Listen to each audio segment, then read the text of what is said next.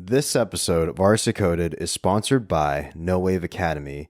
Have you ever wanted to learn how to create an art piece? Maybe an art piece from one of your favorite artists, such as Mia Bergeron, Sean Cheetham, David Chaffetz, Paul Christina, Nick Runge, Daniel Seagrove, John Wentz, to name a couple? Well, you've come to the right place because you can learn from their online workshops. Go to nowaveacademy.com. And right now, they're having a February sale, now until February 16th. Just type in N-O-H February 20 at checkout to receive 20% off. There's all sorts of courses, from basics courses to digital courses and drawing courses. There's also a lot of oil painting courses as well. And why wait when you can just learn directly from one of your favorite artists? So go to nowaveacademy.com and check it out.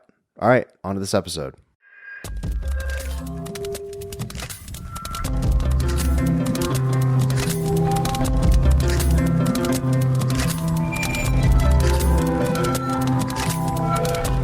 Hey everyone, welcome to Artist Decoded episode number 143. This is your host, Yoshino. And in this episode, my co-host, director, and filmmaker, Saman Kesh, gets the opportunity to talk to Joe Goddard, who is one of the founding members alongside Alexis Taylor from the English synth-pop band Hot Chip. Saman and I went to their concert in Los Angeles a few months back to do this episode. They were on tour promoting their newest album, A Bathful of Ecstacy, an album where they commissioned Saman to write and direct a music video for their track entitled Hungry Child. Kesh and Goddard are able to talk about the origin story of Hot Chip along with the writing process of this newest album. So I hope you enjoy this episode. Before we begin this episode, I want to give a shout out to our friends at Community Made. I'm doing this because I want to highlight a local business in downtown Los Angeles that's doing something really cool, especially for the community, because they activate their space by doing shoemaking classes and leather crafting classes. But aside from the community aspect, they also donate every purchase to a charity of the customer's choice, which I thought is really cool. And Sean and Shannon, which are the founders, they come from various other large footwear companies such as Nike, Asics, Vans, and Toms. But a couple of years back, they came up with this idea to make Community Made. And they're doing a really good thing for the community of downtown Los Angeles in general. Plus, their shoes are premium, handcrafted, and I own a pair. They gave me a pair, which was very nice of them. I have the white Mateos that are leather, and they feel like little clouds that I gently put on my feet to guide me through the day. I just want to give a shout out to them. This is not a paid advertisement. I really like what they do. So go to communitymade.com and check it out for yourself. All right, so here's the episode with Joe Goddard, interviewed by my friend and co-host, Saman Kesh, for Artist Decoded. Hope you enjoy it.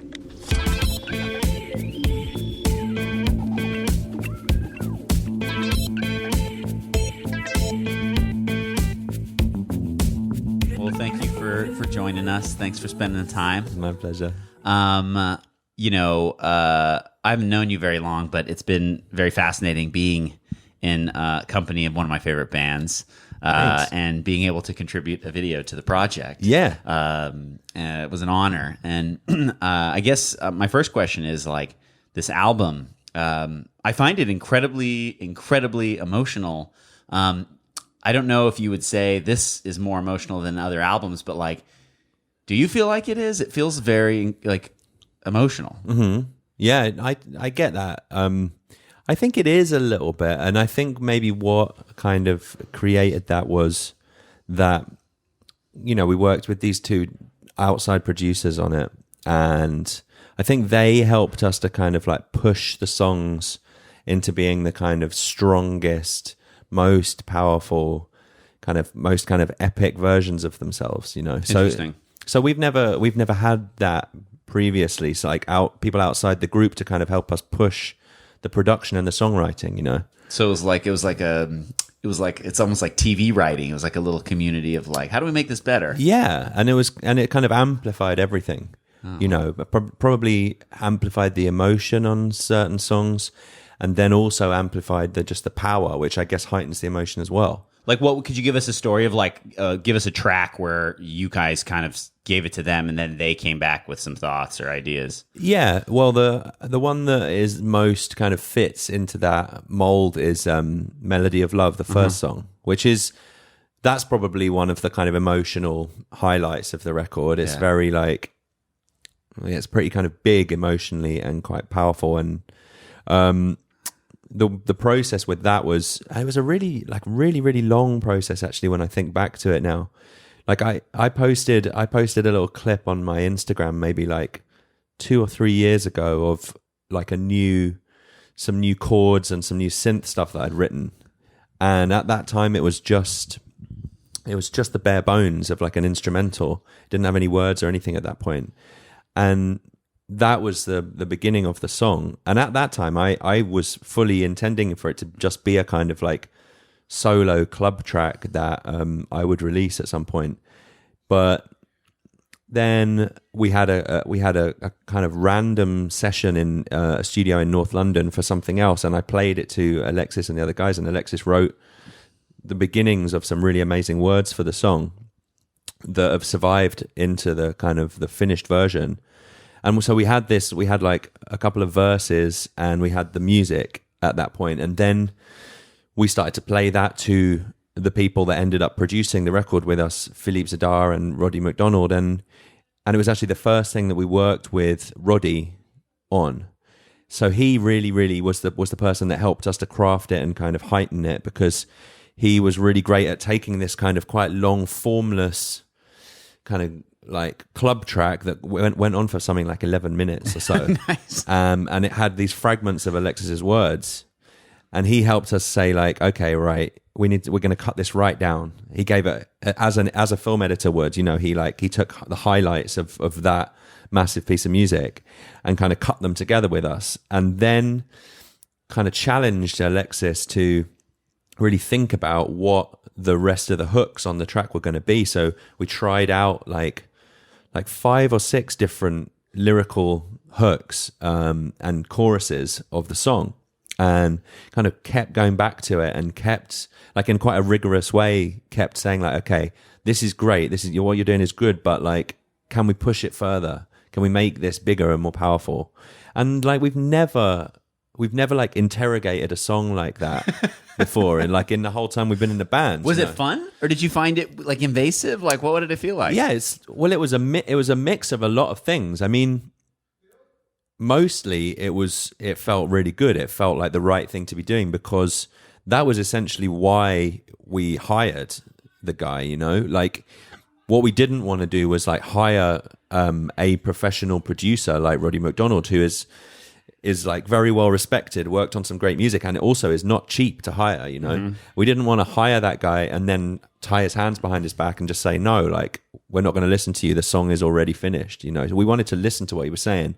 It did mean that there were a couple of sessions where we kind of got to the end of the day and we felt like, oh, we've cracked this song, it's going to be amazing. And then the next day we'd come in and he would say like, I think we can make this better. So you how would you feel like after emotionally, that? Like emotionally, that's a kind of a roller coaster, but I think we dealt with it well. We nobody ever got like super upset and depressed. We were just like, okay, yeah, let's keep going. Let's keep trying new things. And it totally strengthened and improved the song in the long run. Would you do it again? Do you like that kind of collaboration? Yeah, I would totally do it again. And yeah, you'll understand this from like probably in collaborating in your world, like when it's your group of like buddies, yeah, who you've been working with for however long. Like, we've been working together for like a super long time. Yeah. It's quite hard for one of us to have the kind of authority to like say, no, this is not good enough, this needs to be better, because that becomes like that feels like a diss or something. Yeah. Whereas coming from outside of the group, from someone that you've hired to, that's their job. That's their job. Yeah. And you have respect for that person, and so you're like, yeah, okay, cool, I'll take that. Like, let's do it. Let's make it better. So I would totally do it again. Yeah. It's actually now that I think about it, like we had the opportunity to do that within Hot Chip. Like we've had that opportunity for like 15 years or so. I think we probably should have done that, like maybe sooner, a little bit. Like we had, when we were on like EMI for like quite a long period, and they, the budgets for making albums were totally there. Like we could have spent, they were very generous with like letting us spend money on producers and studios and stuff. We never did it. We just did it totally DIY. But do you think that you're different people now, and like you would have absorbed the notes and the comments totally different?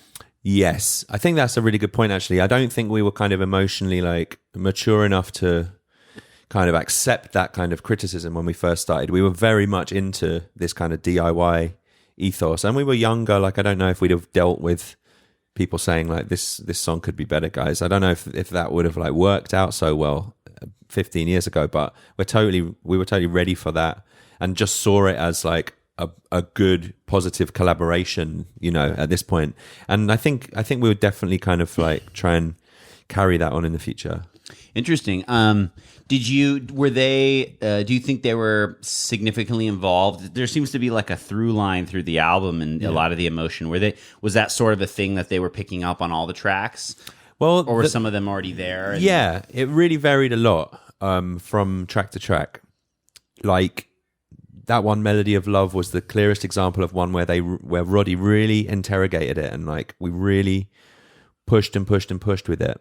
And there were other songs, well, like, and actually similarly to that, Bath Full of Ecstasy, Roddy produced with us, and he did the same kind of thing with that song, pushed it further sonically and into more kind of like in terms of the sonics of the production, kind of pushed it towards being like a more modern piece of work. Like, it has influences from kind of modern hip hop in it, that he kind of introduced us to new techniques and new pieces of equipment that we probably wouldn't have known about. So he pushed us in that way as well. But then for other tracks on the record, when we started to work with Philippe Zadar, his style as a producer was less kind of invasive. Like, he was much more about the vibe in the studio, and wouldn't kind of like stop us and say like, guys, this chorus, we need to work on this chorus, it's not right yet. He would kind of just get us all feeling very comfortable as a group playing in the live room in his studio,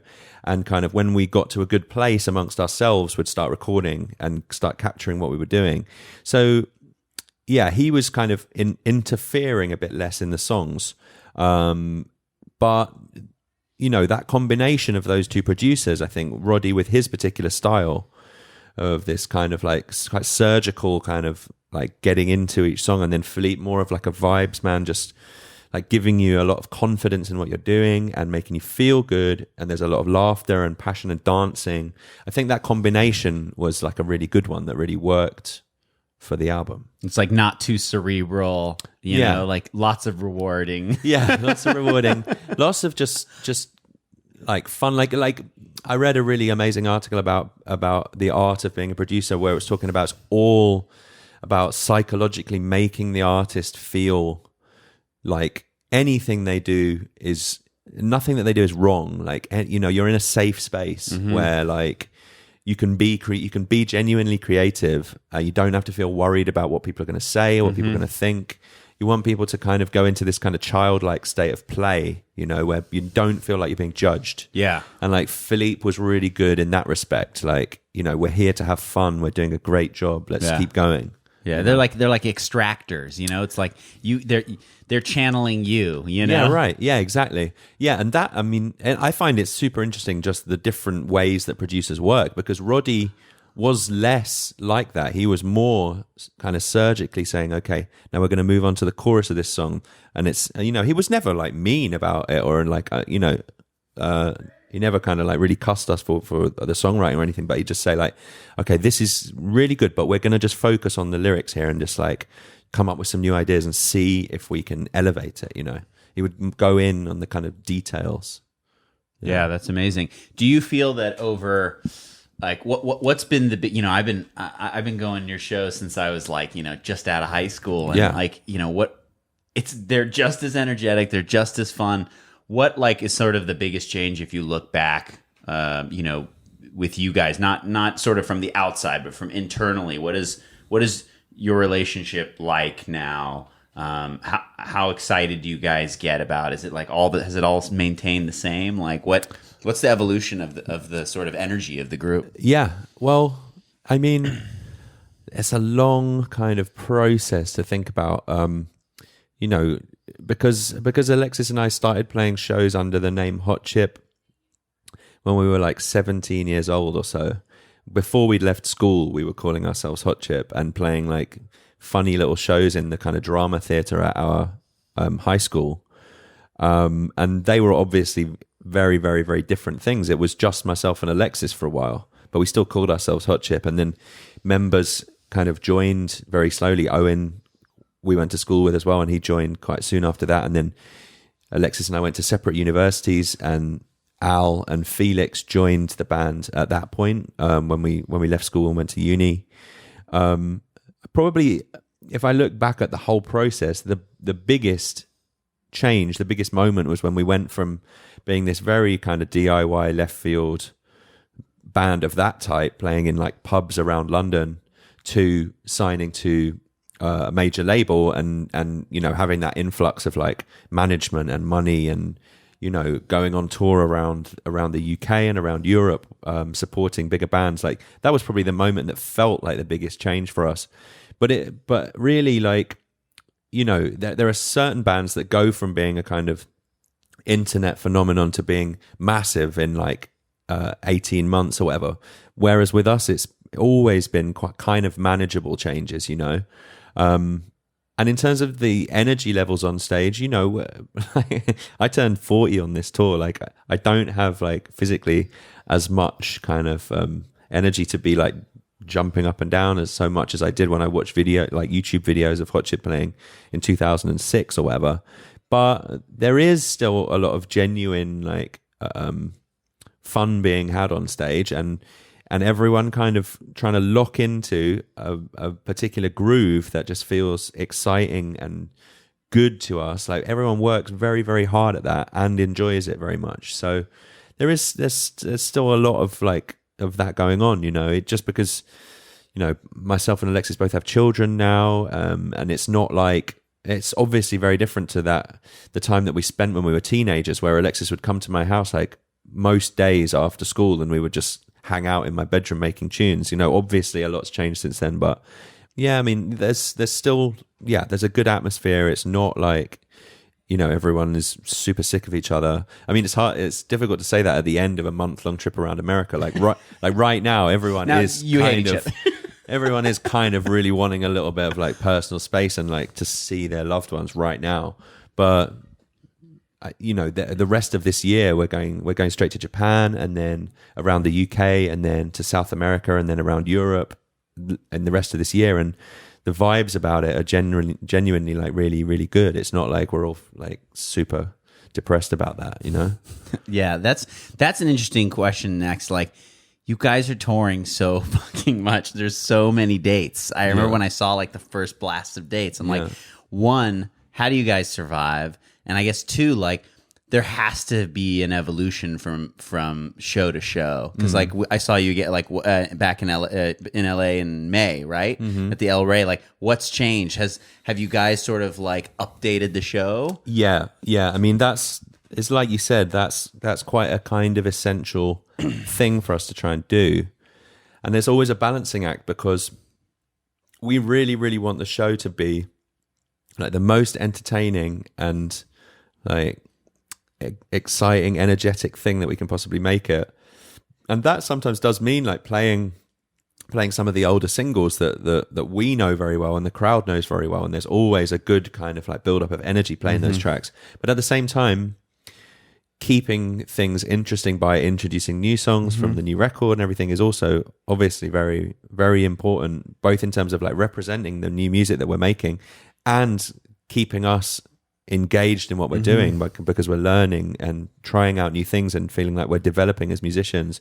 So we've slowly through the year just included more and more new tracks and reworked certain old tracks.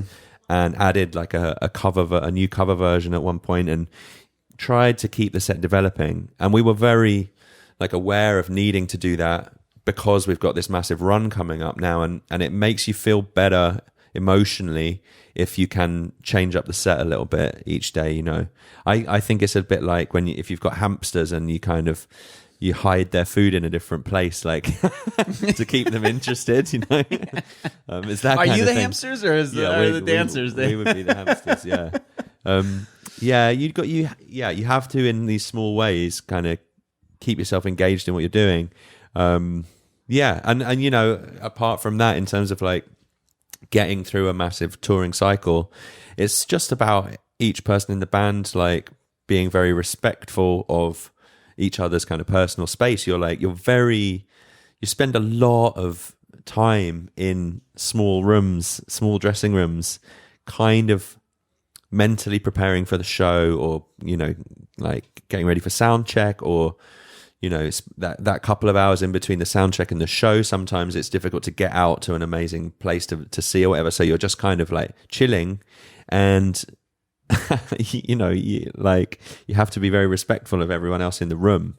But like we're kind of good like that. No one's a dick to anyone else, and I guess we've done it so much at this point that we all know when to give each other space and to kind of like, so like boundaries step are back. very well understood. Yeah, absolutely. Yeah.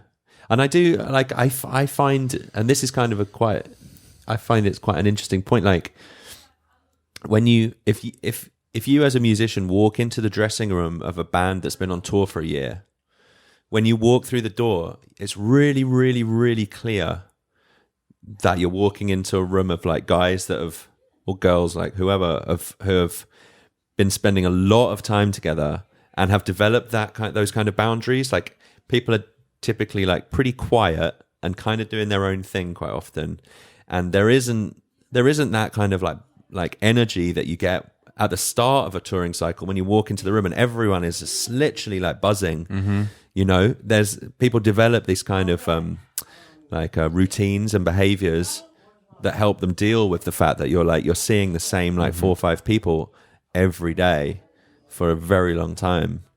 And those people are not like your partner and your kids. They're your colleagues and your friends, Yeah. So you develop these strategies. But I mean, what everyone is doing when they're developing these strategies is essentially like they develop a routine that makes the show the most important thing. And like, that's what you're really preparing for and getting ready for. And when you need to take a nap, or you need to take it easy, or when you need to have a drink, and when you need to all get together and play tunes and dance together. There are still moments like that when everyone is having a super good time in the dressing room, but you develop these kind of routines.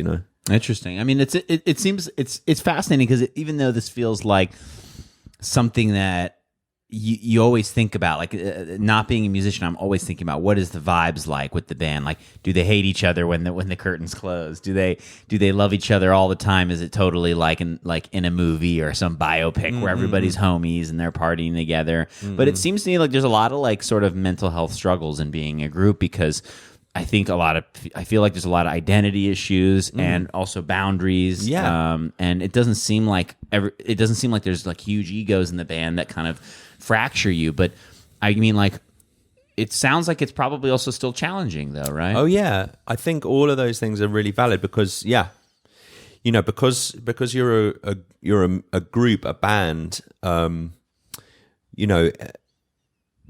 I think from the public's perspective, obviously Alexis is kind of lead singer, and so a lot of people are kind of looking at him. But and how does that make you feel, or how did that make you feel? How do you feel about it now? I mean, I personally don't really consider myself to be capable of being like a front person. I have like a lot of things that I do within the band. Like I generate a lot of music for a lot of the up-tempo songs, and I've always kind of produced a lot, and I'm pretty kind of comfortable with that being the thing that I kind of do. I love to like sing a couple of songs each night, but that's kind of my limit. Like I kind of, I like my role to be quite straightforward, and don't really love the spotlight that much, honestly. But at the same time, when you're on tour and you have a kind of repetition in terms of what you're doing, then your ego does kind of take a beating, you know. So you do get moments when you're like annoyed about that, or feeling kind of put out, or you wonder if your life is moving forward creatively, because you are essentially doing a show that is quite similar most nights, and you know, we change. You're like in a loop. You're in a loop, yeah. So you're stuck on repeat in a way. So your ego occasionally is like, you know, what's going on? Let's do something new. Let's just change things out. You could do a Do you solo vocalize track. this? Do you guys sometimes have conversations and like somebody's got to put the brakes on the other person, or what is No, it? like we don't generally have any moments when we feel like someone needs to be kind of told that they're being an asshole or anything like that. But I think in terms of like the routines that you develop and the boundaries that you develop and stuff, that some of that stuff is at play. Like you're holding yourself in because emotionally and creatively you're part of a group. You know, you're not like a kind of, you can't say or do whatever you want every night. You're part of a machine, and the machine sounds and works better if everyone plays their role. So yeah, I guess you are kind of like a cog in the machine, you know. And I think what it does really is like it makes you look forward to the time when we finish touring and we go into doing the other projects that we do. You look forward to that expression of something else, because that makes you kind of feel validated as creatively as an individual, you know. For me doing a solo project, or Alexis or Al going into writing and recording and touring with LCD Sound System, or all of the different things that we do, give that side of your personality an outlet and make you feel more comfortable with then coming back into the kind of hot chip machine. Is it like your solo projects does that for you, right? For sure, yeah, it totally does. Yeah, but I mean, the thing is like that I enjoy that, expressing myself a bit more fully in that way with my solo project or with the Two Bears project that I do. But I when I do solo live shows, I'm not loving the spotlight. You know, it's really not the place where I feel most comfortable. So, What do you do? How do you deal with that? I mean, I kind of like essentially kind of like hide behind like a bunch of machines and kind of and have my friend Valentina sing with me, so she's more of a kind of like front person. So I am genuinely like pretty happy with the fact that Alexis is a bit more extrovert and like a lead singer, and we have that relationship of kind of writing together and me producing. You guys are like your power animals for each other. Yeah, like, you know, it's been that way since we were 16 or whatever, when we first started making music. So that relationship is really still good and still like super productive, and I value it like really highly. Do you guys have a very tight, like, you know, something I went back and I listened to all the albums again, and it's interesting because when I feel like, you know, I always looked up to you guys as you know, as artists, as creators, but just having interesting taste and also just like the sense of humor and playfulness.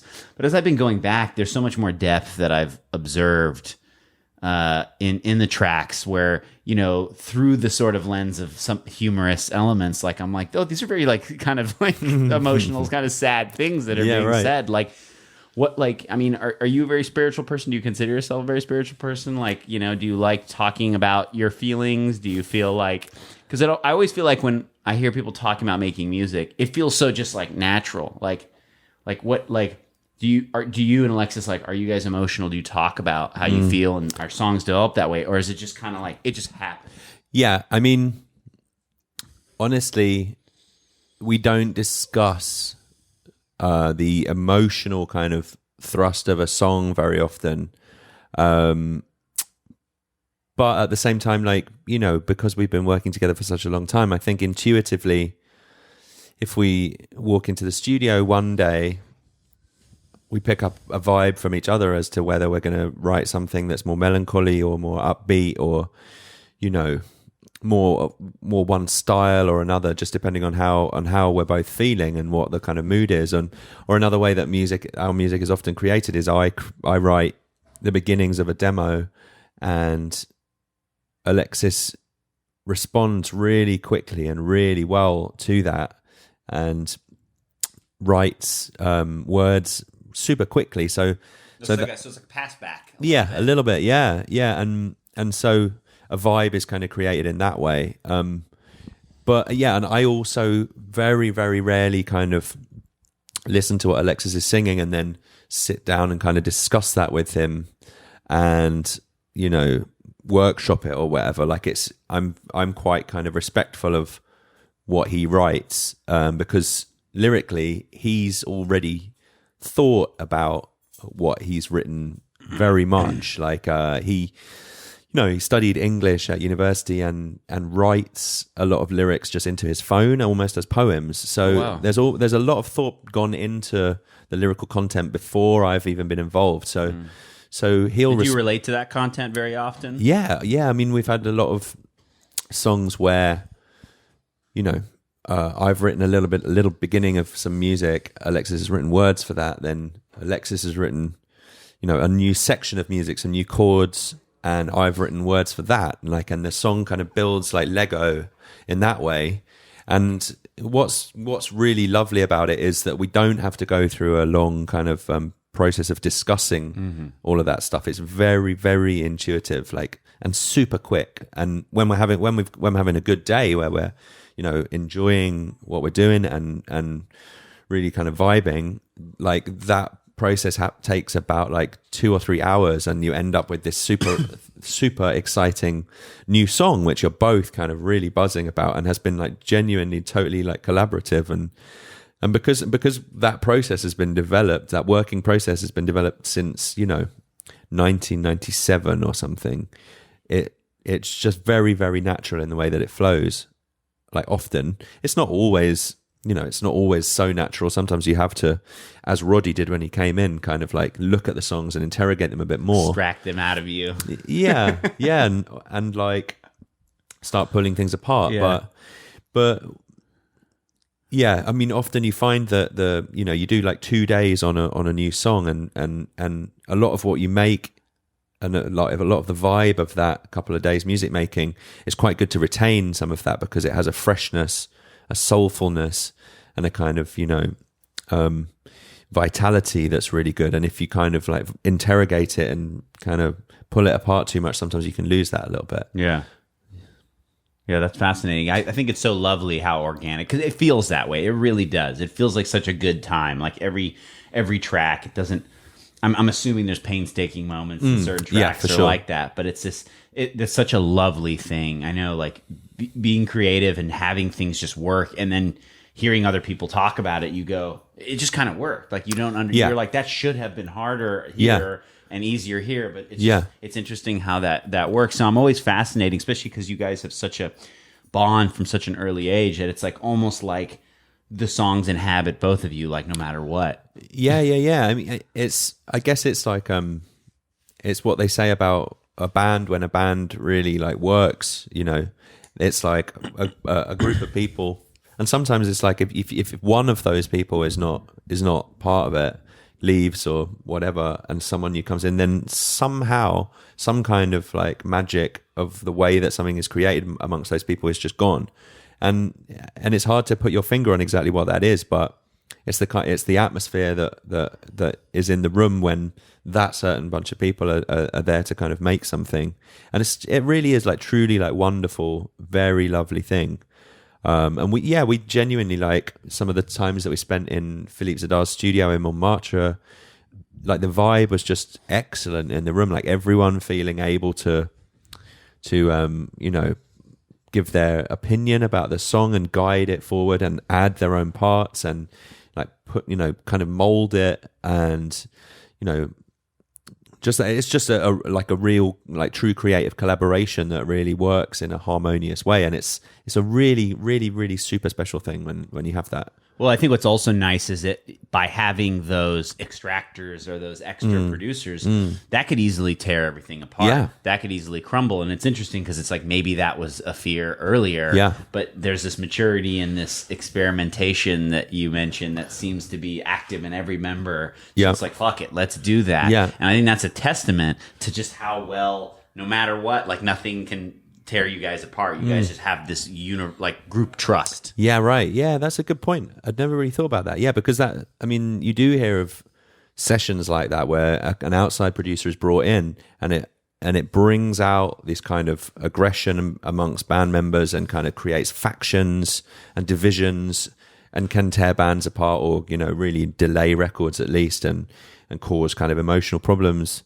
There was very little of that. Like, the worst that it ever gets with us is like there'd be a day with Roddy at a studio in London where, someone is not sure that this is quite the direction that a song should go in. Like, one of us might say like, I don't know, man, is this good? I'm like, but we would always just go with that process, see where it led, and then make a kind of like collective decision, like not kind of like no knee jerks. Yeah, no knee jerk reactions, no throwing your toys out of the pram and like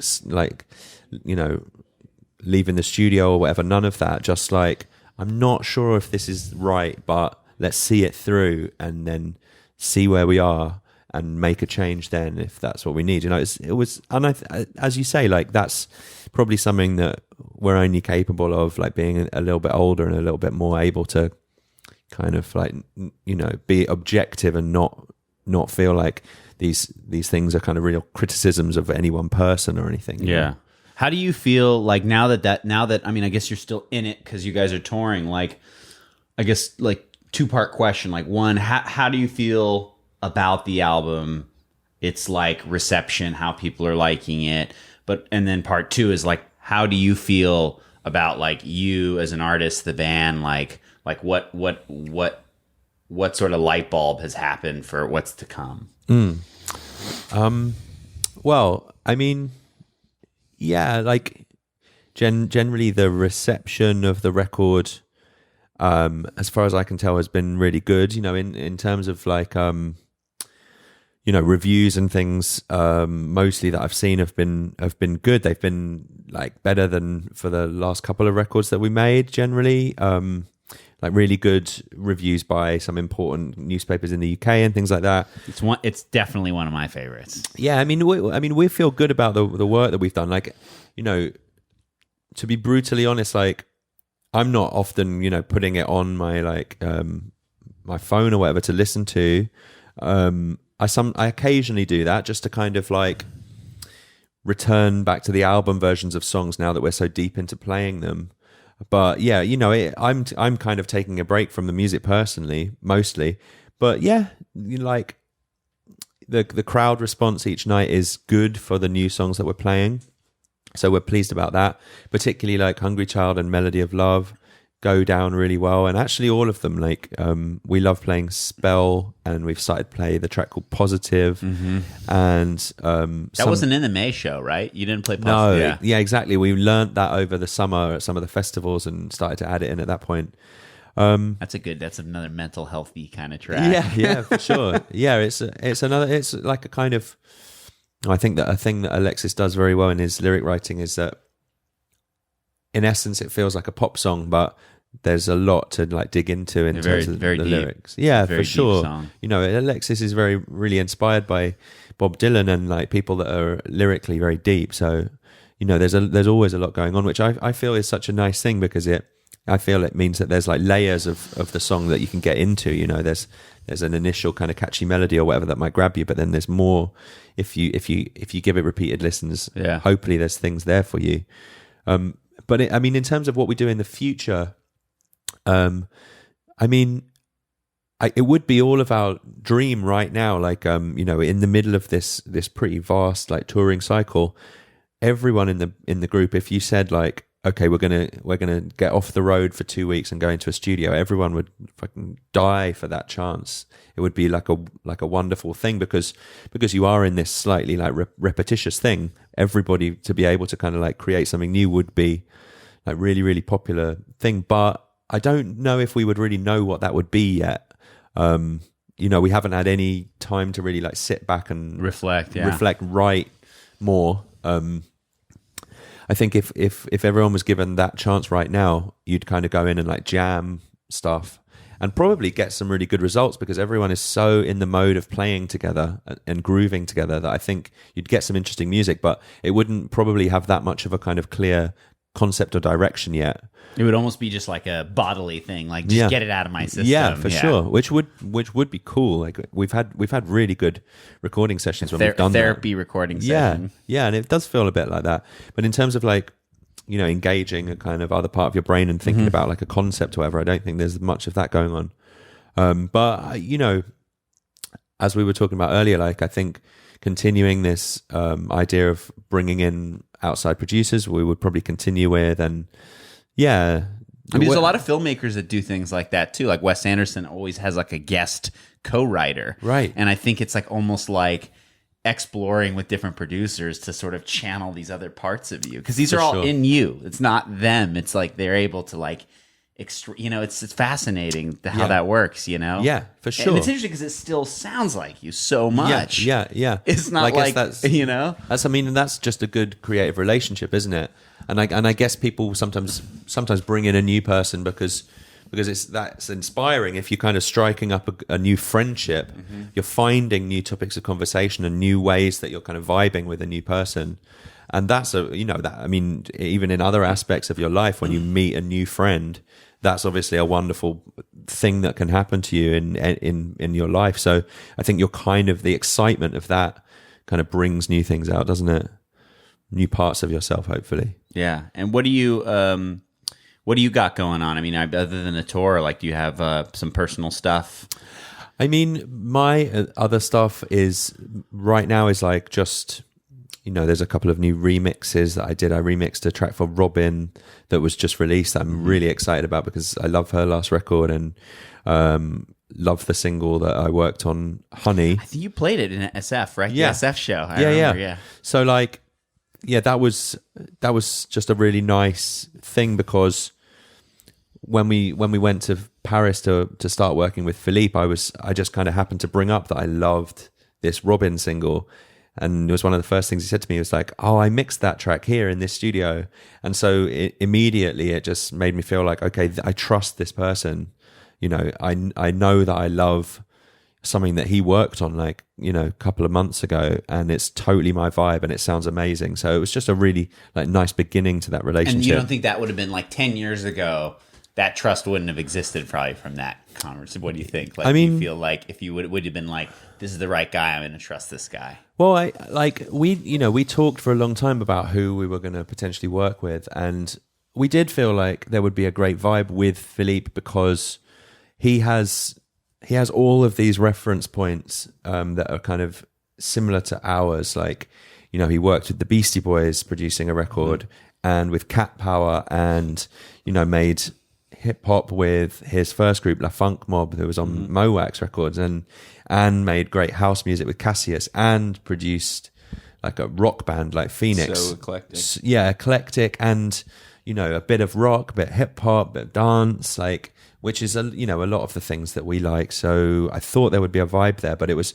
just a really nice little kind of finishing touch that he literally just worked on one of my favorite new songs. So yeah, I mean, that the relationship with him was just like a dream, and like we had so much in common. Yeah. And would you do it again, or do you feel like you would kind of like start fresh? I think we would start fresh. Yeah, I mean, you know, he sadly passed away like earlier this year, so we can't obviously continue that relationship, which is a horrible thing. It was just a tragic accident. But I mean, I think probably even if that hadn't happened, I think in the way that you're talking about, like bringing in a new collaborator for each record, I think is probably like creatively a really good thing.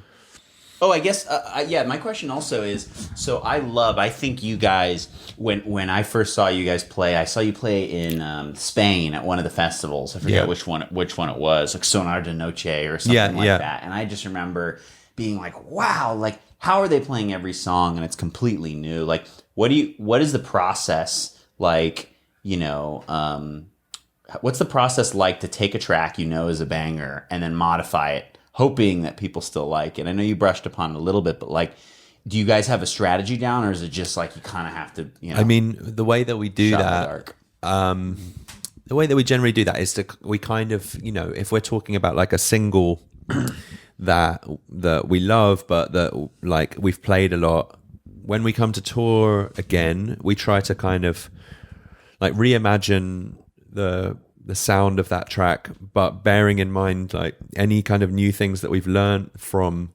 DJing, or new kind of dance music things that might have developed, or like new ideas for a groove that we might have.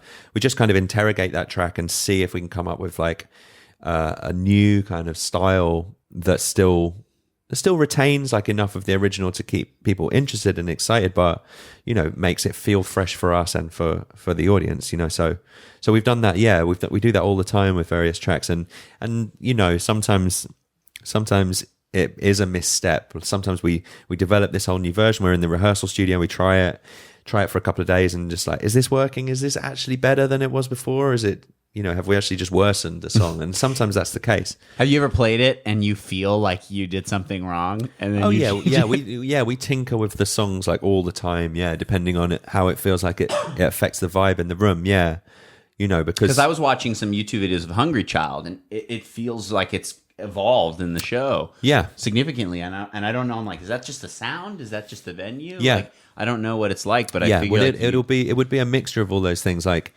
naturally from we began playing that song in May, naturally from playing it for like 4 months or so, it develops and everybody hones each of the things that they do.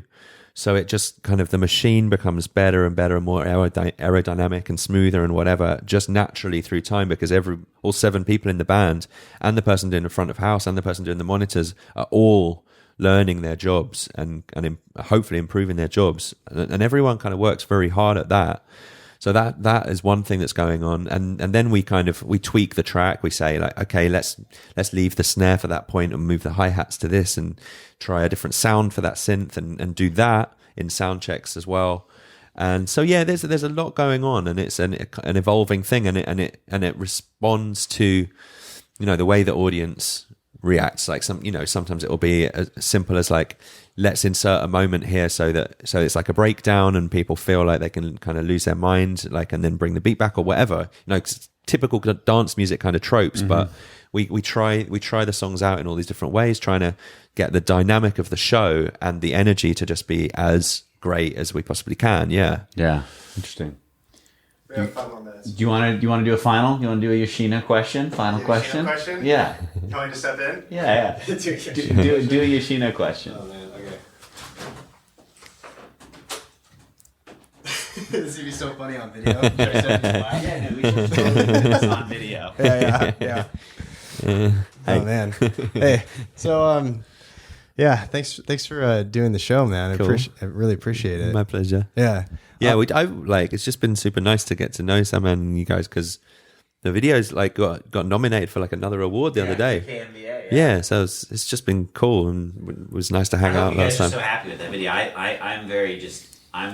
was so happy to make a video for you guys. So it's like we're genuinely. I love that you guys liked it so much. And I think you said Al. Actually, didn't you say Al or somebody had a father that had a condition that was like would hear music? Yes, yeah, that's true. Yeah. So it was super exciting to us, and I'd been a fan of like the Oliver Sacks book that we talked about, and it just worked out really well. Yeah. Sorry. No, amazing. No, that's amazing. Yeah, no, I wanted Saman to mainly do the interview because, you both worked. I actually was on set. Right. But, we both, I don't know, he did the music video, so I just figured it'd be like a good opportunity. Yeah, for sure. Yeah.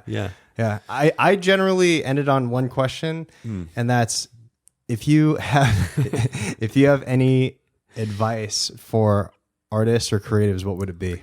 Yeah, I mean, honestly, like, and this sounds like the fucking corniest shit whenever you say it, but it's the most essential thing these days is to, like if you're like a youngster and you develop a kind of like individual way of doing something, whether it's like producing music on your laptop or singing or playing your instrument or shooting film with your phone or taking photographs or whatever, like, it seems to me like you naturally develop a quite kind of individual way of doing things because you're kind of learning. You're again in the dark and like just doing things, experimenting.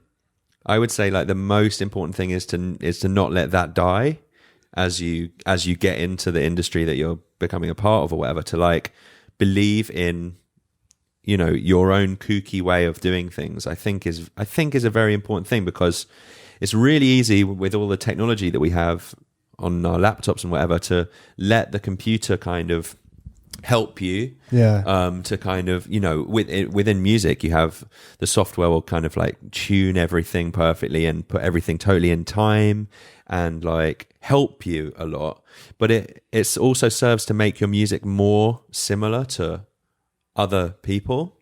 Of course. Yeah. And like, so I think to just kind of believe, because it's quite difficult if there's a button on the computer which will like suddenly make all your vocals like totally in tune. It's hard not to push that button, but I think to kind of like believe in the like freakiness and the kookiness, I see that as being like one of the most important things, because if you don't do that, there's just like a sea of music that is like that, and it's easy to get lost within it. So to keep kind of the whatever was weird about you, I think is a real big thing. Yeah, no, I think it's important.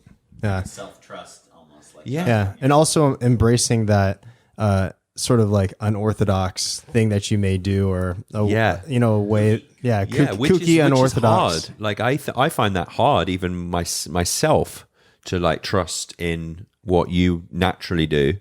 And how do you do you have times where you have to defend yourself? I mean, even from yourself, like, are there times where you have to be like, no, this is how you do it. You shouldn't feel bad about it. Yes, for sure. I actually have like, at the start of creating something, a new piece of music, or whatever, I have a total like emotional roller coaster that is always the same. Of like, it builds up for like 3-4 hours of like, oh my God, this is the greatest thing. This is so good. This is the best thing I've ever done. And then it always takes a dip of just like, oh no, this is lame. I've repeated something that I've already done. I've copied someone else. I should delete this. And it's always the same. And you have to like ride that out and not pull apart your original idea at that point when you're feeling super down. Yeah. It's kind of like the reality is somewhere in the middle. Yeah, exactly. I mean, that I know people have talked about this in the past. Like, it's never the best thing that you've done or the worst thing you've done. It's somewhere in between.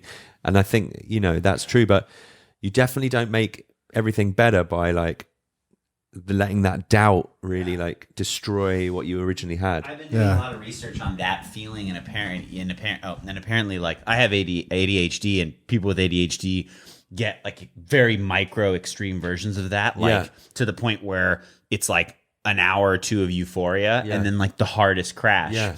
But apparently, like, you basically just use up your neurotransmitters. You get so high from your creative abilities, and then you just become depleted. And when you're depleted, like, that's what makes you depressed. Feels kind of gray. Yeah, it's like once you're depleted, you're like, oh, what is this? What's the point? I'm not excited. I don't like this anymore. Man, maybe I have that.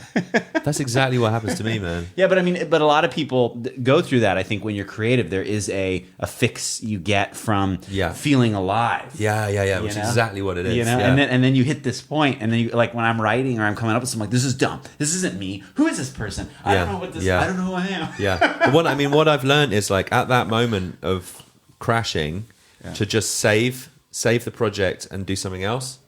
And it's like, it's not real. That crash isn't real. Just move on. Yeah, because when I think back, I've had like things like creative new demos or whatever that I felt was super great, but I hit that crash and just like rip it apart. Wow. And just like change. Have you ever gone everything. back and then went like, wow, and like, take it easy on yourself? Yeah, this is good. For sure. Yeah. That totally happens. Yeah.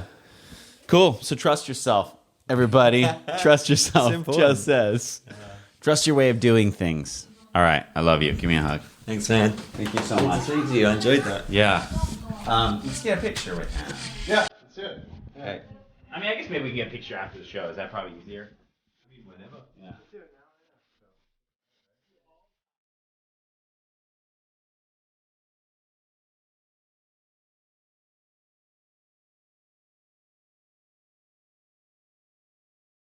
Music for the podcast is by Rarebit, aka Justin Dosher Hopkins.